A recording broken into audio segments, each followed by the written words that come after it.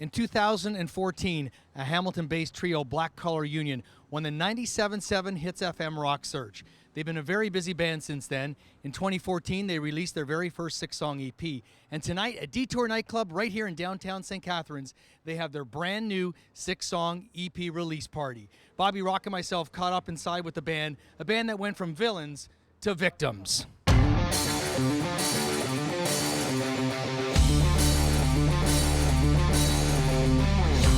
Our new album, Victims, we just released the first single the other day, and basically we wanted to kind of take a new approach on our old sound. We sat down and really focused on writing. I think we carved out maybe like 3 months and just focused on writing song after song after song, and then eventually just ended up kind of staying on the 6 that you can hear on Victims. What made you choose Holy Roller as the first single? It's funny, like we get that question a lot. We had actually written Holy Roller probably 2 years ago. Oh, really? And yeah, like we wrote it just for, I guess, the Hits FM showcase that we're putting on. And we simply wrote it because we needed more songs. And we just got used to playing it, and it kind of evolved over like a 2-year period. And then by the end of it, we were just like, you know what? Let's throw this song on the record, and it'll be a really nice segue from the first album to the next one. And that's kind of why we chose it as the first single. With Dave and Matt, Black Collar Union, you must have amazing chemistry. Talk about how you became so successful in such a short period of time. We were kind of deliberate with how we did it. Josh and I had been playing together in another band before that, which was a lot more like prog rock kind of thing, more of like a musician's band. And we sat down and really wanted to relaunch and rebrand and restart and like figure out what direction we wanted to go in. And we ended up meeting up with a friend of a friend who ended up being our producer for Black Collar Union's first album, Villains.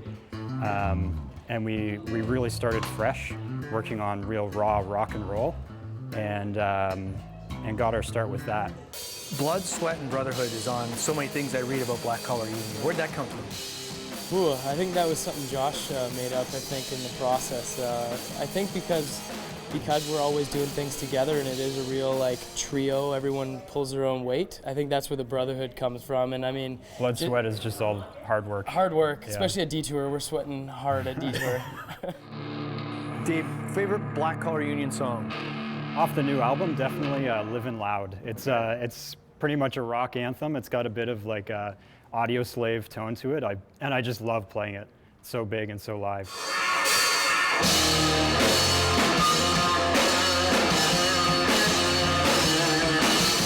2016, what can fans expect from Black Collar Union? And for the next 2 months, I think we are going to play a bunch of local shows, and we have limited release of the physical copy of the album. And then you'll see like a PR campaign come through where it really pushes the album and tries to get like national exposure.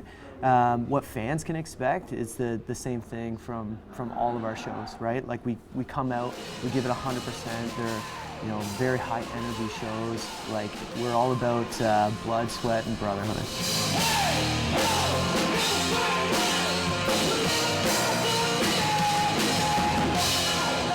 Thanks to Josh, Dave, and Matt from Black Collar Union for joining us here at Detour Nightclub. In support of tonight's CD release party, we had the Maysides, Revive the Rose, and Blind Viewer.